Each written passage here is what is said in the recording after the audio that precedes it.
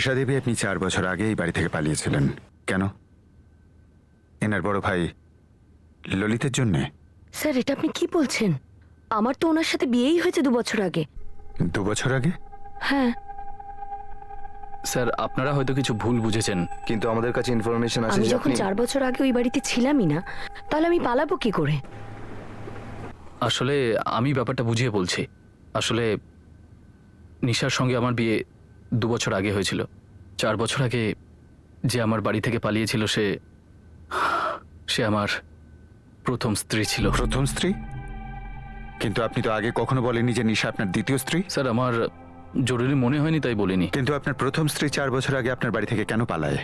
কিন্তু এইসবের আমার দাদার মার্ডারের সাথে কি সম্পর্ক? সম্পর্ক আছে কি নেই সেটা আমরা বুঝবো। মিস্টার চন্দন মল্লিক, আপনি গল্পটা বলুন। সুনিতা, ওর নাম ছিল সুনিতা।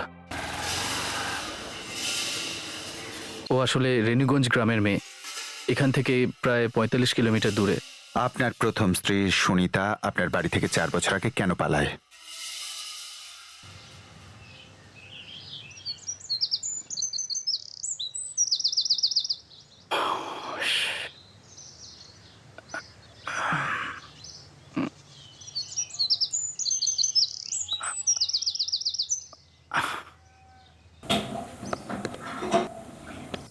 মা, এক কাপ চা আমার জন্য করো তো। সুনিতা কোথায় রে বাবা? সকাল থেকে দেখতে পাচ্ছি না। জানি না মা, ঘরে তো নেই।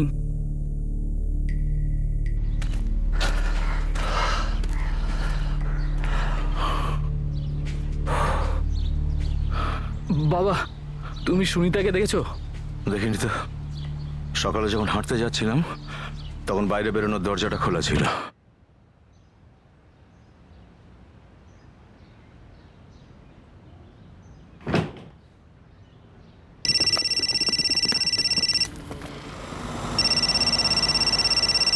না বাবা চন্দন, এখানে তো সুনিতা আসেনি। হ্যাঁ হ্যাঁ বাবা, আমি খোঁজ করছি। আর তুমি যদি কোনো খোঁজ পাও আমাকে অবশ্যই জানিয়ে দিও। হ্যাঁ বাবা। কি হয়েছে বাবা? সুনিতা কোথাও চলে গেছে। চলে গেছে? চন্দন বলছিল যে কাউকে কিচ্ছু বলেনি, কিন্তু ওকে খুঁজেই পাচ্ছে না।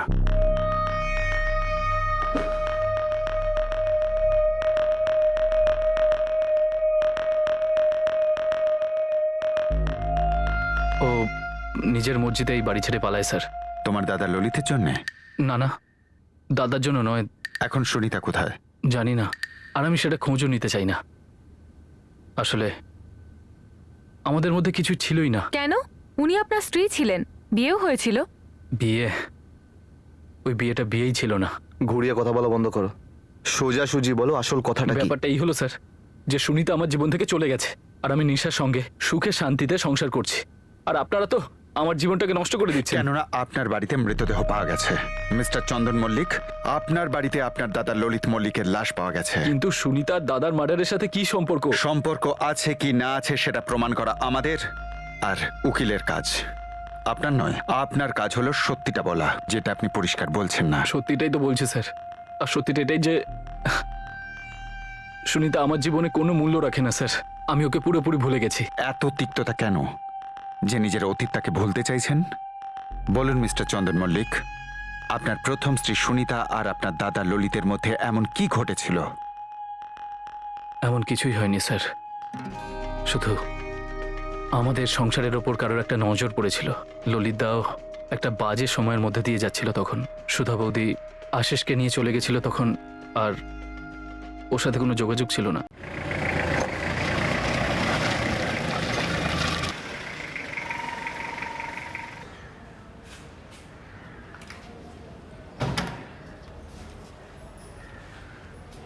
একবার অন্তত দেখে নে মেয়েটাকে। দেখো না, আমিও তো কখন থেকে একথাই বলে যাচ্ছি, ললিত তো আর দ্বিতীয়বার বিয়ে করবে না। চন্দন, এবার তোর কিন্তু একটা বিয়ে করে নেওয়া উচিত। ঠিক আছে বাবা, যা তুমি ঠিক মনে করো। তবে আমার মনে হয় যে ললিতদার দ্বিতীয়বার বিয়ে করা উচিত। দেখ ভাই চন্দন, আমার দ্বিতীয় বিয়ে করার কোনো ইচ্ছা নেই, এখন তো একদমই নেই। আমার পুরো নজর এখন ফ্যাক্টরিতে, এটা নিয়েই আমি সুখে আছি। তুই একটা কাজ কর, মেয়ে দেখে আয়। আরে আসুন আসুন আসুন আসুন দাদা, ভেতরে আসুন। আসুন। নমস্কার। এসো বাবা, আসুন ভেতরে।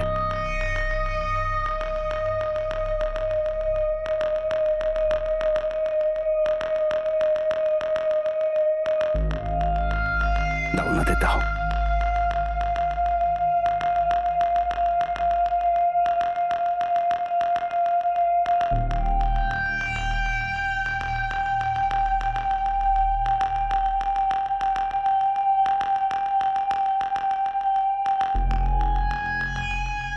সুনিতাকে আমি প্রথম দেখাতেই ভালোবেসে ফেলেছিলাম। আমি তখনই হ্যাঁ বলে দিলাম, আর আমাদের বিয়ে হয়ে গেল। আর প্রথম রাতেই আমার জীবনের সবচেয়ে খারাপ একটা রাত প্রমাণিত হলো।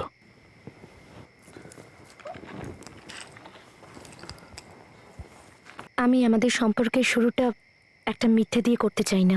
মিথ্যে? কিরকম মিথ্যে সুনিতা? আমাদের বিয়ের মিথ্যেটা। আমি বুঝলাম না, কি বলতে চাইছো? আসলে আমি আপনাকে বিয়েই করতে চাইনি। হ্যাঁ, তাহলে করলে কেন? মা বাবাকে বলে না করে দিতে পারতে। আমার বাড়িতে আমার কথা বলা বারণ, তাও আমি বলেছিলাম সবকিছু। কেউ আমার কথা শুনেইনি, আর জোর করে আপনার সঙ্গে আমার বিয়েটা দিয়ে দিল। সুনিতা, তুমি এখন এসব বলছো আমাকে? মানে এখন আমি কি করব? আপনি হয়তো খুব একটা খারাপ মানুষ নন, হয়তো আপনি খুবই ভালো মানুষ, কিন্তু আমার স্বামী আপনি হতেই পারেন না। আমি আপনাকে নিজের স্বামী হিসেবে মানতেই পারবো না। আর কেউ আছে নাকি? হ্যাঁ, আমি শুধু ওকেই ভালোবেসেছি আজ পর্যন্ত। আচ্ছা, সুনিতার ভালোবাসাটা আপনার দাদা ললিত নয় তো? না স্যার।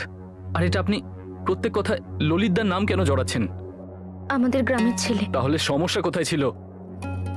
ও অন্য জাতের।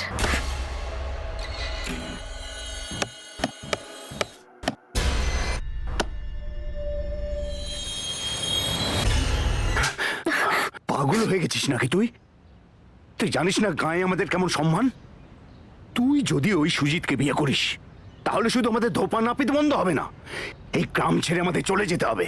ভাগ্য ভালো যে ঠিক সময় সন্ধ্যা তোকে আর ওই নিচু জাতের সুজিতকে দেখে নিয়েছে। যদি গ্রামের কেউ দেখে ফেলতো না, পুরো গ্রাম এখানে এসে জড়ো হতো। আমি জাতপাত বিশ্বাস করি না, ভালোবাসি আমি সুজিতকে। ভালোবাসা দিয়ে জাতপাতের সমস্যা মেটে না সুনিতা। এই ভালোবাসার দ্বারা এই সমাজ ওই সুজিতকে কখনো মেনে নেবে না। না, আমরা মেনে নেব। আমরা চন্দনকে পছন্দ করেছি তোর জন্য। আর তোর বিয়ে ওই চন্দনের সঙ্গেই হবে সুনিতা। ও খুব ভালো ছেলে আর খুব উঁচু বংশেরও। আর তুই যদি কোনো উল্টোপাল্টা কাজ করিস না, তাহলে দুজনকেই মেরে ফেলবো, তোকেও আর ওই সুজিতকেও। আমি সুজিতকে খুব ভালোবাসি, আর আমি ওকে এভাবে বিপদের মধ্যে ফেলতে পারতাম না, সেই জন্য আমি চুপচাপ বিয়ের জন্য হ্যাঁ বলে দিয়েছিলাম। সুনিতা, তুমি সুজিতের জীবনটা বাঁচাতে গিয়ে আমার জীবন নষ্ট করে দিলে। কিন্তু আমার কাছে অন্য কোনো রাস্তা ছিল না। আর হ্যাঁ, আপনি একটা কথা ভুলে যাচ্ছেন, আপনাকে বিয়ে করে আমি তো আমার নিজের জীবনটা নষ্ট করে ফেললাম।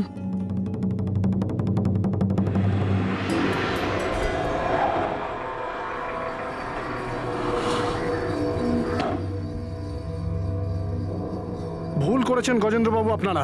ধোকা, আপনারা ধোকা দিয়েছেন আমাদের। আপনি আপনার মেয়েটাকে আমাদের ঘাড়ে চাপিয়ে দিলেন, যার ব্যবহার আপনি নিজেই সহ্য করতে পারছিলেন না। হ্যাঁ, আমি স্বীকার করছি যে আমরা এই কথাটা আপনাদের কাছে লুকিয়েছি। আপনারা জেনে শুনে আমাদের চোখে ধুলো দিয়েছেন। ললিতদা, কথাটা শুনুন। জামাইবাবু, মেসোমশাই, আমরা সবাই জানি যে সুনিতা কিছুদিনের জন্য ভুল পথে চলে গিয়েছিল, কিন্তু কিছু খারাপ করার আগে আমরা ওকে ফিরিয়ে এনেছিলাম। এখনো আপনাদের বাড়ির বউ। জামাইবাবু, আপনার স্ত্রী আমার বোন হয়। আমি কথা দিচ্ছি কিছুদিনের মধ্যে সব ঠিক হয়ে যাবে। কিচ্ছু ঠিক হবে না। আপনারা ভুল করেছেন। আরে আপনাদের বলা উচিত ছিল। আমার ভাইয়ের জীবনের প্রশ্ন এটা। আমি আবার হাত জোর করে অনুরোধ করছি, সুনিতাকে ক্ষমা করে দিন। ও আপনাদের বাড়ির বউ, কিছুটা সময় দিন ওকে। কিছুদিনের মধ্যে সুনিতা বাড়ির সব দায়িত্ব নিজের হাতে তুলে নিল, কিন্তু আমার স্ত্রী হতে পারেনি।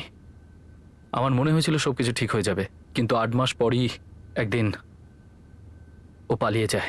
আপনি খুঁজেছিলেন ওকে? পেয়েছিলেন? পেয়েছিলাম, কিন্তু ওর বাপের বাড়ি নয়। ওর বাবা গজেন্দ্র আর ওর দাদা কমল জোর দিয়েছিল যে পুলিশে কমপ্লেন করতে, তো আমি করে দিই। তারপর? ও সুজিতের সঙ্গে চলে গেছিল। আর তারপর তো প্রশ্নই ওঠে না যে আমি ওর সাথে সংসার করব, আর তাই আমি ওকে ডিভোর্স দিয়ে দিয়েছিলাম। আর তার 2 বছর পর আমি নিশাকে বিয়ে করেছিলাম, আর আমরা দুজন খুব সুখী স্যার। আবার একটা কোইন্সিডেন্স, মল্লিক পরিবারের 2 জন ছেলেরই প্রথম স্ত্রী বাড়ি ছেড়ে চলে গেল। কিন্তু এদের ললিত মল্লিকের মার্ডারের কি কানেকশন স্যার? স্যার আমার মনে হয় চন্দন মল্লিক নিজের আগের ওয়াইফের সম্পর্কে সবটা বলেননি। স্যার চন্দন বলছিল ও রুঝানপুর পুলিশ স্টেশনে সুনিতার মিসিং ফাইল কমপ্লেন করেছিল। আমরা এক কাজ করি, আমরা ওখানে গিয়ে দেখি যে ওর কথা কতটা সত্যি। স্যার হতে পারে এর মধ্যে ললিত মল্লিকের কোনো কানেকশন পাওয়া যায়।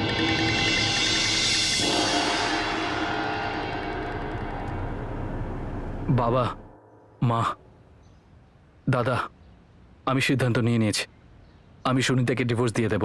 ঠিক ভেবেছিস তুই, 8 মাস আগেই এটা করা উচিত ছিল, বিয়েটাই দেওয়া উচিত হয়নি। ললিতদা, আপনার ভাইকে একটু বোঝান না। ভাই বোঝানোর মতো আর কি আছে? এটাই বোঝান যে আমার বোনকে যেন ও ডিভোর্স না দেয়। আমরা সবাই জানি এবং এটা মানিও যে সুনিতা ভুল করেছে, কিন্তু চন্দনদা ওর স্বামী, ওর কাছে সুনিতাকে ফিরে আসতেই হবে। কমল, আমার কথা শোনো। সুনিতা ওটাই করুক যেটাতে ও সুখে থাকে। চন্দন ও ডিভোর্সের পর নতুন জীবন শুরু করবে।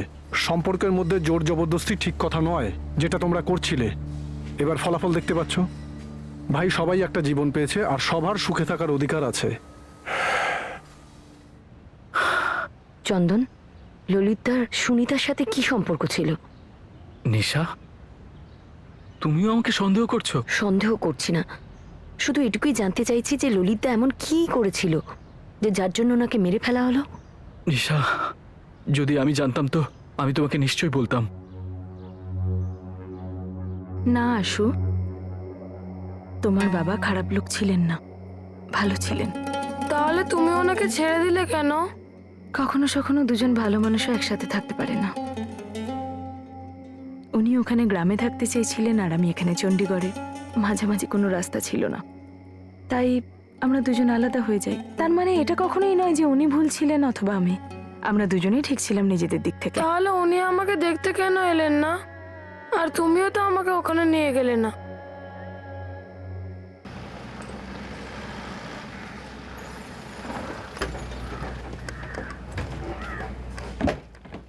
সুনিতা মল্লিকের ছবি আমরা আশেপাশের থানায় আর খোঁচরদের মধ্যে সার্কুলেট করেছিলাম।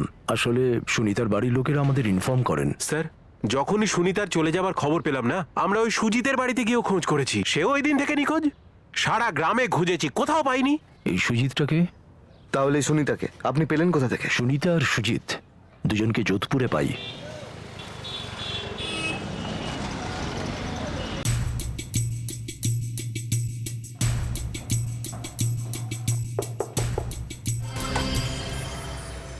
সুজিত, আমরা জানি সুনিতা তোমার সাথে আছে।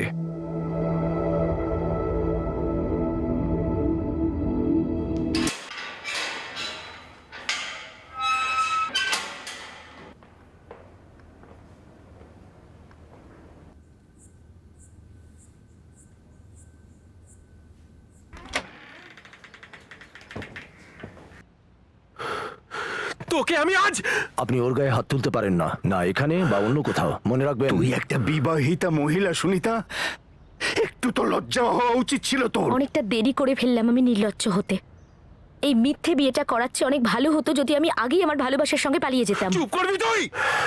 স্যার দেখুন, আমি একজন সাবালিকা, আর নিজের সিদ্ধান্ত আমি নিজেই নিতে পারি। না আমি আমার বাপের বাড়ি ফিরতে চাই, না আমার শ্বশুর বাড়ি। আর আমি আমার নিজের রাস্তা খুঁজে নিয়েছি।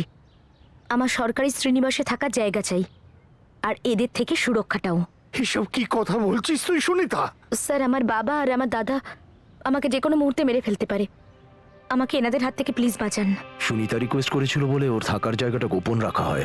এখানকার সরকারি আবাসের বদলে রোহতকের সেন্টারে ভর্তি করা হয়। এখন সুনিতা কোথায় আছে? যতটুকু আমি জানি 1 বছরের মধ্যে সুনিতা ওখান থেকে চলে যায়।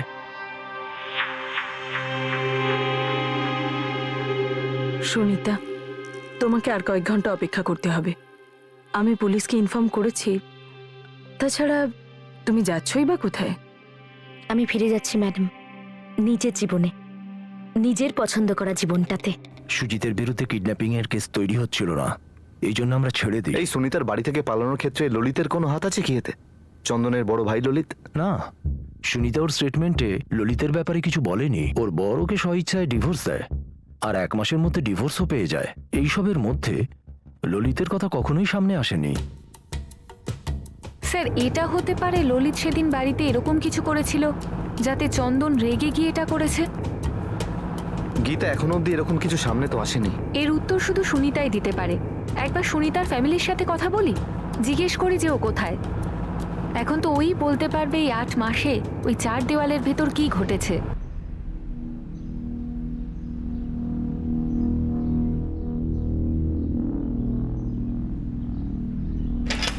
চন্দন, হ্যাঁ মা, তোর বড় দাদা এমন কি করেছিল? আমি বুঝলাম না মা। তোর সঙ্গে ললিত কি করেছিল? মা, এটা তুমি জিজ্ঞেস করছো আমাকে? তেমন কোনো ব্যাপার আছে যা আমার কাছে লুকিয়েছিস? মা, তুমি খুব ভালো করে জানো আমি তোমার থেকে কখনো কিছু লুকাই না। আর তুমি আমাকে জিজ্ঞেস করছো যে আমি দাদার সঙ্গে কি করেছি। আর আমি তোমাকে জিজ্ঞেস করছি মা, আমি দাদার সাথে কি করেছিলাম? সবাই আমাকে এমনভাবে সন্দেহ করছে যেন আমি দাদাকে খুন করেছি। আমার আর দাদার মাঝে কোনো ঝামেলা ছিল না। আমাদের দুজনের জীবনে বেশ একটা বিষয় নিয়ে ঝামেলা ছিল, আর আমরা দুজনে মিলে সেটাকে সমাধান করেছি। আমি নিশাকে পেয়ে গেছিলাম আর দাদা ফ্যাক্টরিতে উন্নতি। সব এত ভালোভাবে এগোচ্ছিল, জানি না কার খারাপ দৃষ্টি পড়লো। খারাপ দৃষ্টি নয় মা, অতীতের দৃষ্টি হতে পারে। দাদার অতীতের দৃষ্টি, অথবা আমার। মা, হতে পারে যে দাদার জীবনের এমন একটা অংশ আছে যে ব্যাপারে আমরা হয়তো জানি না। মা দেখো, যা কিছু হতে পারে, কিন্তু এটুকু জেনে রাখো যে এর পেছনে আমার কোনো হাত নেই। দাদার মার্ডার নিয়ে তোমরা দুজনে যেরকম শকে আছো, ততটাই শকে আমিও আছি। আর ততদিন থাকবো যতদিন না দাদার খুনি ধরা পড়ছে। যখন এতদূর পৌঁছে গেছি তখন বাকি রাস্তাটাও দেখে নি। এবার দেখা যাক যে এই রাস্তাটা কোথায় গিয়ে মিলেছে। খোঁজ নাও সুনিতা এখন কোথায়। সুনিতার পরিবারের সঙ্গে কথা বলো। এই সময় আমাদের প্রাইম সাসপেক্ট হচ্ছে চন্দন মল্লিক, যার গোপন অতীতটা আমাদের সামনে রয়েছে। যদিও তার অতীতটা তার দাদা ললিত মল্লিকের থেকে খুব একটা আলাদা নয়, তাও দেখা যাক কোন অ্যাঙ্গেল আসে।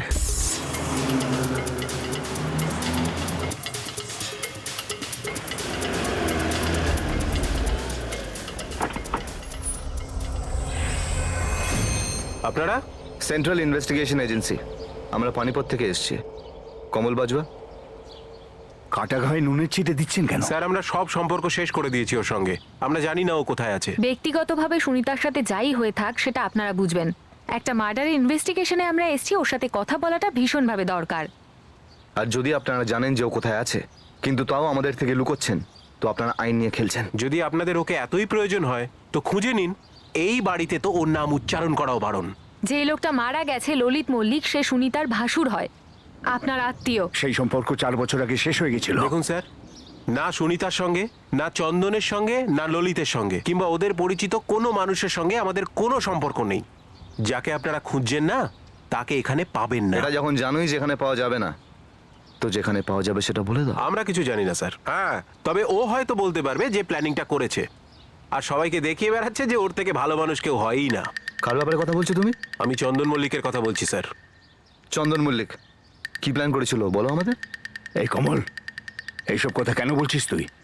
বাদ দে বাবা, ছেড়ে দে সব। এমনি এমনি কি করে বাদ দিয়ে বলুন দাদা, এবার তো আমরা জেনেই ছাড়বো। আপনারা কি সত্যি এটা জানতেই পারেননি এখনো? দেখুন স্যার, আমার বোনের পালিয়ে যাওয়া, চন্দন আর সুনিতার ডিভোর্স, সব হয়েছে ওই চন্দনের প্ল্যান অনুযায়ী। কমল, আমাদেরকে খুলে বলো চন্দনই পুরো প্ল্যানিংটা করেছিল কিভাবে। তার মানে কমল, তুমি বলতে চাইছো সুনিতা বাড়ি থেকে পালিয়েই যায়নি? ভেবে দেখুন, এত বাওয়াল হলো, সুনিতা পালিয়ে গেছে, সুনিতা পালিয়ে গেছে, আর 1 মাসের মধ্যে ওদের ডিভোর্সও হয়ে গেল। এখন এই ডিভোর্স তো কোনো হাতের মোয়া নয় না যে বানালাম আর খেয়ে নিলাম। এই ডিভোর্সের প্ল্যান তো আগে থেকেই ছিল ওদের।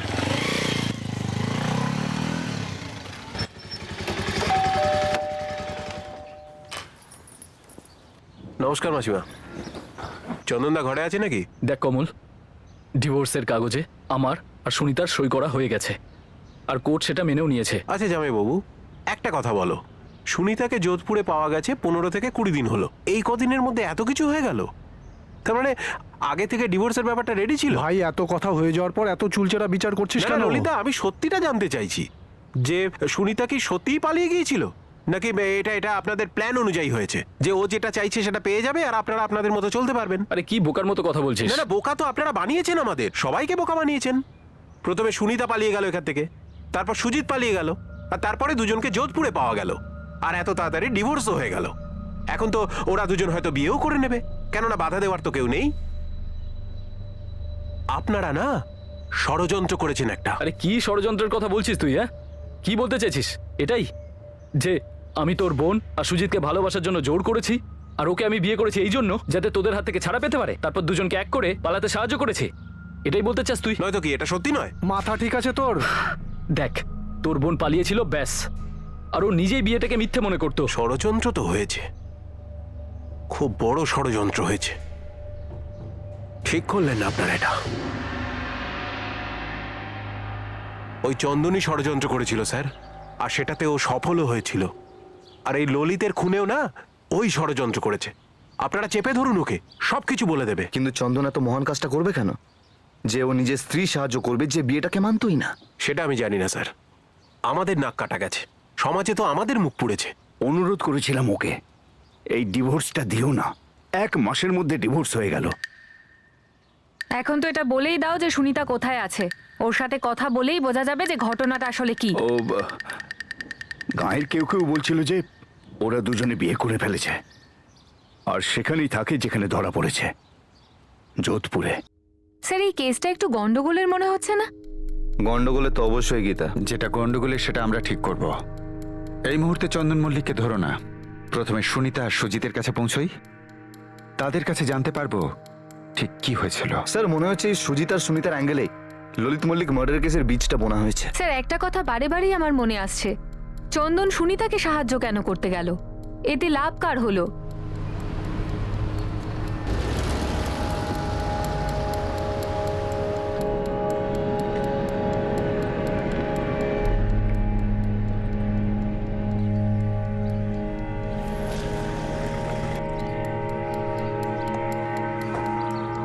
সুজিত? হ্যাঁ সুনিতা? হ্যাঁ, আমারই নাম সুনিতা। কি ললিত দাদার মার্ডার হয়ে গেছে? কিন্তু কবে আর কি করে? 1 মাসের ওপর হয়ে গেছে। চমকে গেলে কেন? এর জন্য যে হত্যা হয়েছে, নাকি আমরা দুজন এত দেরি করে এলাম বলে? কি আপনারা কি বলতে চাইছেন নাকি? আমরা কিচ্ছু বলতে চাই না, আমরা জিজ্ঞেস করছি ললিত মল্লিককে কেন মেরেছো তুমি? দেখুন, আমরা পাগল নাকি যেরকম একটা কিছু করব? আর আপনাদের দেখেও মনে হয় না যে আমাদের দেখে ভাববেন আমরা এরকম একটা কিছু করেছি? দেখুন, অনেক কষ্টে আমরা আমাদের বিবাহিত জীবন এখানে শুরু করতে পেরেছি, তাহলে আমরা এটা কেন করতে যাব? এটা তো তুমিই ভালো বলতে পারবে সুনিতা। চন্দনের বাড়িতে বিয়ের পর তোমার সাথে কি কি হয়েছিল, কেন তুমি ওখান থেকে পালালে, আবার ধরাও পড়ে গেলে, আর তারপর ডিভোর্স হয়ে গেল। এই সব কিছুর আসল সত্যিটা জানতে চাইছি আমরা। সত্যিটা সেটাই যেটা সবাই জানতো। মা, বাবা, চন্দন আর ললিত দাদা, ওনারা জানতেন যে আমার বিয়েটা আমার ইচ্ছের বিরুদ্ধে দেওয়া হয়েছিল, আর আমি ওনাদের আমার জীবনের সব সত্যিটা বলে দিয়েছিলাম।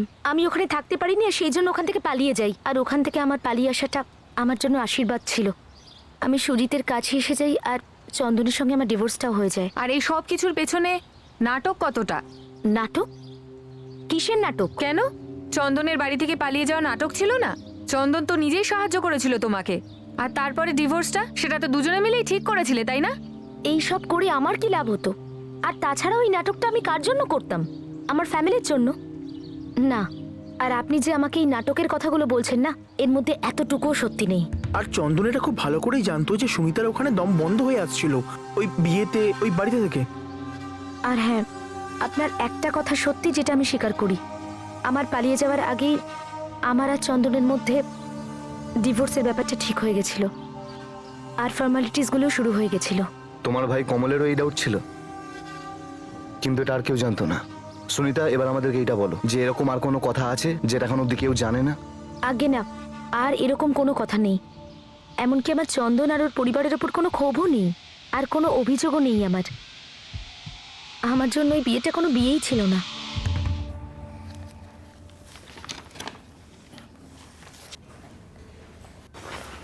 চন্দন, যখন আমরা আলাদা হয়েই যাচ্ছিলাম, তাহলে এই পুলিশের কাছে যাওয়ার কি দরকার ছিল? পুলিশে কমপ্লেন করার আইডিয়া আমার ছিল না, তোমার দাদা আর বাবা ছিল।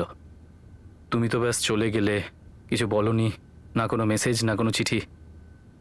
যদি তোমার কিছু হয়ে যেত তাহলে? আর আমি কি করে বুঝবো তখন তুমি সুজিতের কাছে গেছো? আমাদেরকে তো বলে যাওয়া উচিত ছিল। আমি জানি ডিভোর্সের আগে আমার এরকম ভাবে পালানো উচিত হয়নি, কিন্তু যেটা হয়ে গেছে সেটা হয়ে গেছে। কিন্তু আমি একটা কথা বুঝতে পারছি না, এই সমস্ত ঘটনার সঙ্গে ললিত দাদার মার্ডারের কি সম্পর্ক, যে আপনারা আমাদের খুঁজতে খুঁজতে এখানে পর্যন্ত চলে এলেন? ললিত কি তোমায় সাহায্য করেছিল পালাতে? এর জন্যই হয়তো চন্দনের ললিতের উপর এত রাগ। এরকম কোনো ব্যাপার নয়, বরং আলাদা হওয়ার সিদ্ধান্তটা আমাদের দুজনের ছিল, আমার আর চন্দনের। বলতে পারেন আমরা তো একে অন্যকে সাহায্য করছিলাম, তাহলে আমাদের তৃতীয় ব্যক্তির সাহায্যের কেন প্রয়োজন হবে?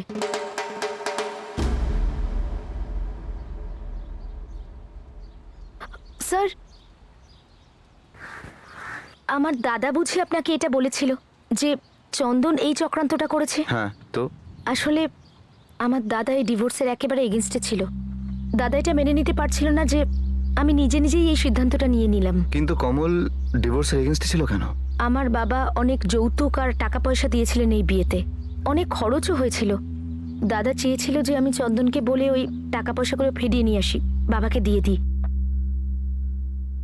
দাদা ভাই, তুমি এখানে কেন? ডিভোর্সের প্ল্যান আগে থেকেই করে রেখেছিলি তুই আর চন্দন। তুমি যদি এর মধ্যে না ঢোকো সেটা ভালো হবে। কেন ঢুকবো না? তুই জানিস কিছু আমাদের কত টাকা খরচ হয়েছে তোর আর চন্দনের বিয়েতে? কত কিছু যৌতুক দেওয়া হয়েছে। একটা জোর জবরদস্তির বিয়ে ছিল, ওটা মিথ্যে বিয়ে ছিল। কিন্তু খরচটা তো সত্যি ছিল, গয়নাগুলোও সত্যি ছিল। কিন্তু বাবা কি ওই টাকাগুলো ফেরত চেয়েছে নাকি? তাতে কি এলো গেল, টাকাটা আমাদের পরিবারের ছিল। দেখ সুনিতা, ওই চন্দনকে পরিষ্কার বলে দিবি যে ওই সব টাকা যেন ফেরত দেয় আমাদের। আমি এরকম কিচ্ছু বলবো না।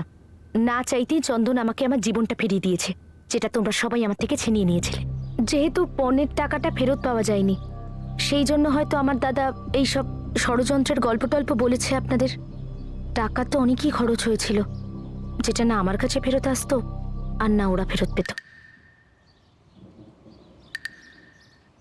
মার্ডার ললিতের হয়েছে, আর কুণ্ডলি বেরিয়ে আসছে চন্দন আর সুনিতার বিয়ের পর্বের। হ্যাঁ, কানেকশন দুটো ফ্যামিলি থেকেই রয়েছে। কথা হলো বিয়েতে খরচা করা টাকাগুলোর। এবার এই হিসাবটা ললিতকে খুন করে শোধ করে দেয়নি তো?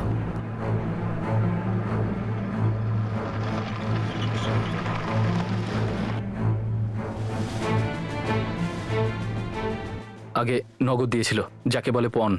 কত? 15 লাখ। তাহলে কমল এই টাকাটা আপনার থেকে ফেরত চাইছিল? হ্যাঁ স্যার, ফেরত চাইছিল। দেখ কমল, ভালো করে বুঝে নে, আমি কোনো টাকা তোকে ফেরত দিতে পারবো না। সেটা কি করে হয় চন্দনদা? আমাদের খাটনির টাকা ওগুলো, যেগুলো তোমাকে দিয়েছিলাম আমরা। দিয়েছিলিস না, এখন সেটা আমার। দেখে নে ভাই, তোর বোন আর আমার মধ্যে অফিসিয়ালি ডিভোর্স হয়েছিল, তার জন্য আমি কোনো টাকা চাইনি, তাই ফেরত দেওয়ার তো কোনো প্রশ্নই ওঠে না। অনেক বড় ক্ষতি হয়ে গেছে আমাদের, অন্যায় হচ্ছে এটা। আর আমার সাথে যা হয়েছে সেটা ন্যায় হয়েছে? তুই একবার ভালো করে ভেবে দেখ, প্রথম রাতে তোর স্ত্রী তার প্রেমিকের ব্যাপারে তোর সামনে বলছে, আর তোকে স্বামীর সম্মানই দিচ্ছে না, তোর কেমন মনে হবে? কিন্তু এখন তো ও আপনার জীবন থেকে বেরিয়ে গেছে, তাহলে এখন ওর বাপের বাড়ির টাকা আপনি কিভাবে রাখতে পারেন? কারণ কষ্ট পেয়েছিলাম আমি আর আমার পরিবার তোর এই ধোকার জন্য। এটা সেটারই খেসারত। আর দ্বিতীয়বার এই ব্যাপারে কথা বলবি না। ও কিছুতেই আমার পিছু ছাড়ছিল না স্যার। এখনো পর্যন্ত? এখনো মাঝে মাঝে টাকা চায় স্যার। কমল কি আপনার বড় দাদা ললিত মল্লিকের থেকেও টাকা চাইতো? সেটা তো আমি বলতে পারবো না, কিন্তু যতদিন বাবা বেঁচে ছিল মাঝে মাঝে বাবাকে ডিস্টার্ব করতো টাকার জন্য। এটা কি কোনোভাবে সম্ভব যে কমল তোমার থেকে বদলা নেওয়ার জন্য ললিতকে খুন করে দিয়েছে? স্যার এটা আমি কি করে বলবো বলুন?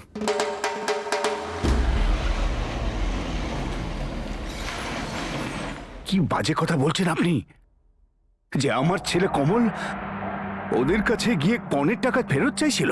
আগে হ্যাঁ, আপনার মেয়ে সুনিতা নিজে আমাদেরকে বলেছে এটা, আর ওর এক্স হাজবেন্ড চন্দনও আমাদের এক কথা বলেছে। আমি আজ পর্যন্ত ওই টাকার ব্যাপারে কোনো কথা পর্যন্ত বলিনি। সুনিতা চন্দনের ডিভোর্সের পর থেকে আজ পর্যন্ত ওই মল্লিক পরিবারের সাথে দেখাও করিনি।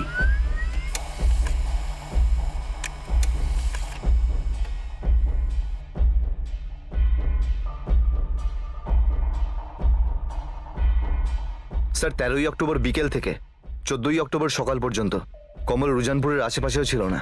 কল রেকর্ডেও সন্দেহ করার মতো কিছু নেই। সুপারি কিলার্স এলাকার হিস্ট্রি সিটার্স আমরা সব স্ক্যান করেছি, রাইট? একবার নয় স্যার, বহুবার করেছি। যদীপ, কিতা, এই কমলের অ্যাঙ্গেলটা সঠিক মনে হচ্ছে। ভয় তো এটাই যে আমরা আবার গোল গোল করে ঘুরতে ঘুরতে সেই একই জায়গায় এসে না পৌঁছই। স্যার পুরো পসিবিলিটি রয়েছে এই কমল ললিত মল্লিককে হয়তো টাকার জন্য সেভাবে ডিস্টার্ব করতো, যেভাবে ও চন্দনকেও করতো, ক্যাপ্টেন মল্লিককেও করতো। আর টাকা যেহেতু পায়নি, তাই ফ্রাস্ট্রেট হয়ে মল্লিক পরিবারকে এমন আঘাত করলো যেটা সারা জীবনও ফিরবে না।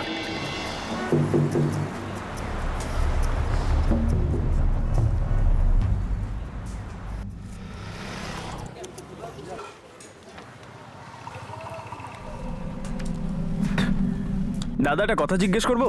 হ্যাঁ বলুন। ভাই একটা কথা বল, যদি তুই জেনে থাকিস। এমনিতেও তোর তো জানারই কথা।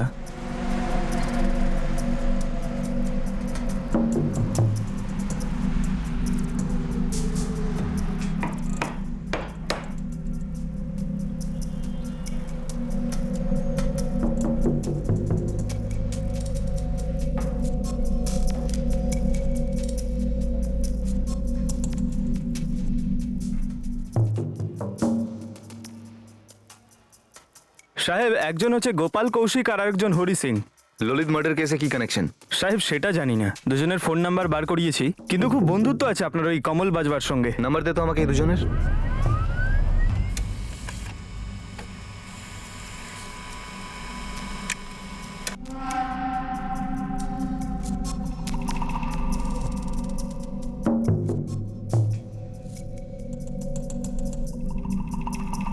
স্যার এই দুটো ফোন নাম্বার কমলের ফোন লিস্ট অনেকবার দেখা গেছে। কিন্তু 13ই অক্টোবর রাত থেকে 14ই অক্টোবর সকালের মধ্যে এই দুজনারই ফোনের লোকেশন রুঝানপুরে ছিল না। তবে কমল বাজবা, গোপাল কৌশিক আর হরি সিং এদের তিনজনের যথেষ্ট কথা হয় স্যার। কিন্তু শুধু এই কথাবার্তায় কি সন্দেহ করার পক্ষে যথেষ্ট?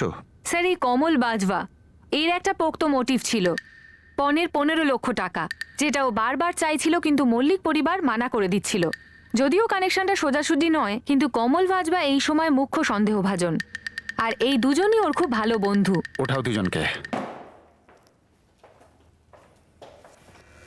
গোপাল কৌশিক, হরি সিং, তোমাদের দুজনকে এখানে আনা হয়েছে কেননা তোমরা দুজন অপরাধ করেছো। সাহেব কেউ ভুল বলেছে আপনাকে। কমলকে চেনো তোমরা? তোমাদের বন্ধু তো? হ্যাঁ বন্ধু, কিন্তু এতে ভুলটা কি আছে? ভুল তো তখনই হয়েছে যখন তোমাদের দুজনের মুখ ক্যামেরায় ধরা পড়েছে, সিসিটিভি ক্যামেরায়।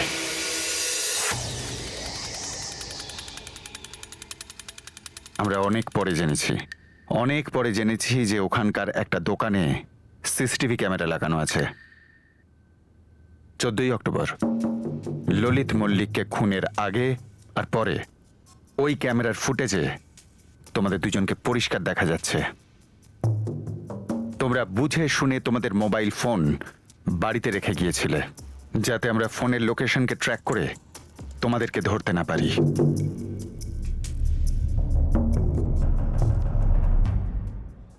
আচ্ছা হ্যাঁ ভাই, তোরা কিন্তু নিজের নিজের ফোন বাড়িতে রেখে যাবি। তাহলে ভাই তোর সঙ্গে কথা বলতে হলে কি করে বলবো? ফোন টোনে কথা বলার কোনো দরকার নেই। ফোন তোদের কাছে থাকলে না সব রেকর্ড থাকবে পুলিশের কাছে, যে এরা এরা এই এই জায়গায় গিয়েছিল, বুঝেছিস? আমরা কালকে দেখা করে নেব। আসলে কোনো সিসিটিভি ফুটেজ ছিলই না। এটা পুলিশের একটা চাল ছিল দুই সন্দেহভাজনকে ফাঁসানোর জন্য, আর দুজন সেই জালে ফেঁসে যায়। কে এখনো পর্যন্ত ঠিক বলেছে তো?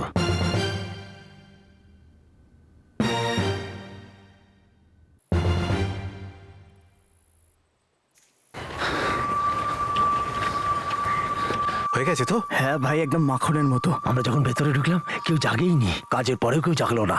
ঠিক করে দেখে নিয়েছিস তো? মরে গেছে না শালা? আরে এতবার মেরেছিলাম না, হাতি থাকলেও মরে যেত।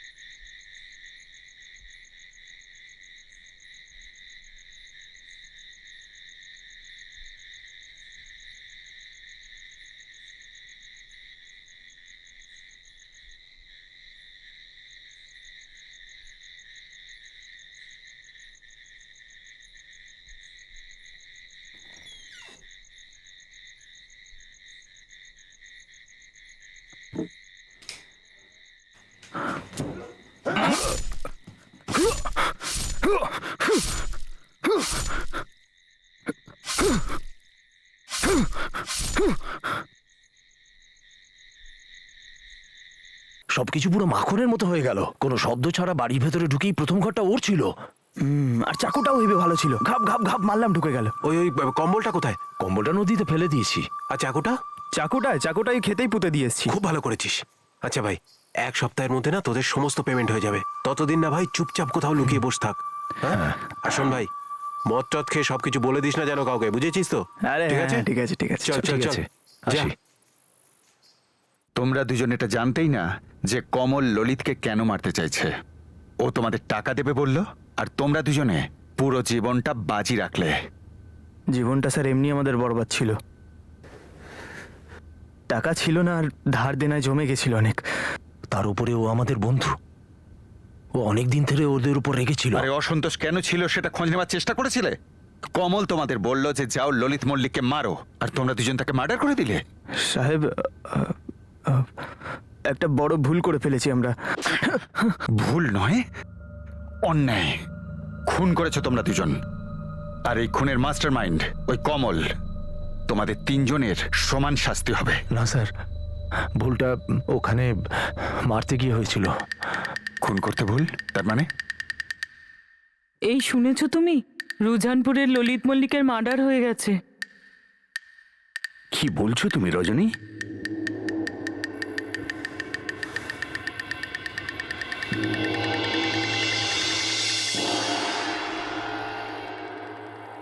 আরে শালা, কাকে মেরে দিয়েছিস তোরা দুজনে? কাকে মানে? তুমি যাকে বলেছিলে তাকেই মেরেছি। চন্দন মল্লিক, তোমার বোন সুনিতার প্রথম স্বামী। এ তো আমাদের গুড লাক যে ঘরের ভেতরে ও একা ছিল। তোদের গুড লাক মায়ের ভোগে রে শালা। তোরা চন্দন মল্লিককে না, ওর বড় ভাই ললিতকে মেরে ফেলেছিস। মাথা মোটা তোরা। এই দেখ দেখ, ছবি দেখ। ছবিটাও তো দেখিয়েছিলাম শালা তোদের। খুব অন্ধকার ছিল, ওখানে শুয়েছিল, আর দেখে মনে হলো ওই আছে হয়তো। আরে টাইম ছিল না, দেখা মাত্রই কম্বল চাপিয়ে দিয়েছিলাম। আর ঘাপা ঘাপ মেরে দিলাম আমি ওকে। বাবা বাবা, গপাগপ মেরে দিলাম। আরে শালা, মারার আগে একবার মুখটা তো দেখে নিবি। যাকে মারার ছিল ওই চন্দন মল্লিক, ও তো দিব্যি বেঁচে আছে। তোদের দুজনের জন্য না সবকিছু গন্ডগোল হয়ে গেল আমার। দে।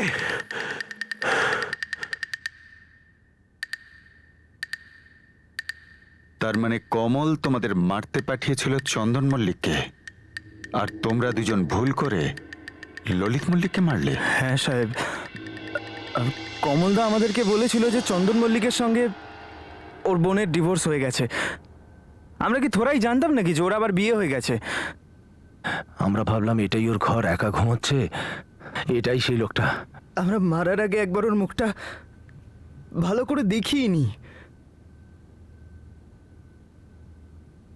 স্যার, আমার ছেলে এরকম কাজ করতেই পারে না। আমার মনে হচ্ছে কেউ ওকে ফাঁসিয়েছে স্যার। একে তোলো গাড়িতে। ঠিক আছে।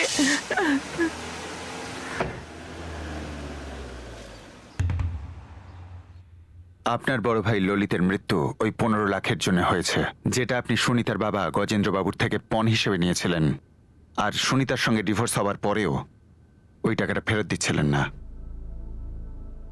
কিন্তু স্যার, এইসবের সাথে মার্ডারের কি সম্পর্ক? সত্যি বলতে কি, খুনিরা আপনাকে খুন করতে এসেছিল, আর ভুল করে তারা আপনার বড় ভাই ললিতকে মেরে দেয়।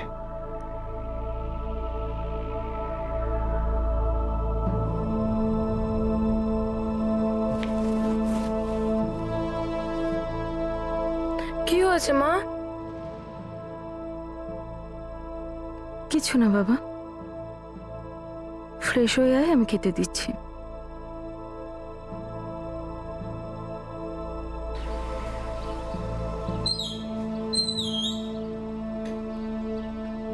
কি হয়েছে সুনিতা? পুলিশের ফোন এসেছিল, ওনারা বললেন যে ললিত দাদার খুনটা আমার দাদাই করিয়েছে। ওই 15 লাখ টাকার জন্য? হ্যাঁ, কিন্তু দাদা ওই খুনিগুলোকে চন্দনকে মারার জন্য টাকা দিয়েছিল। কি? কিন্তু ভুল করে ওই লোকগুলো।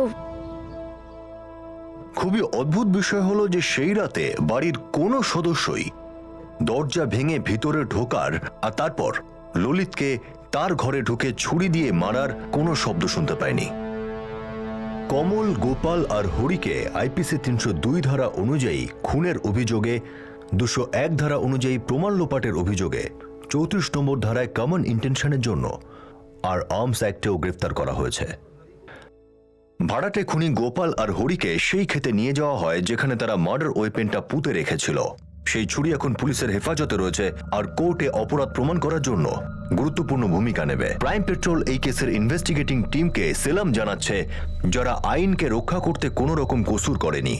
তারা ইনভেস্টিগেশনকে এমন একটা অ্যাঙ্গেলের এমন একটা অতীতে নিয়ে গিয়েছিল যেটা সাধারণ নজরে ললিত মালিকের মার্ডার কেসের সঙ্গে কোনোভাবে যুক্ত মনে হচ্ছিল না, কিন্তু শেষ পর্যন্ত হিসাবটা মিলে গেল আর প্রমাণ হয়ে গেল যে এটা একটা মিস্টেকেন আইডেন্টিটি মার্ডার কেস।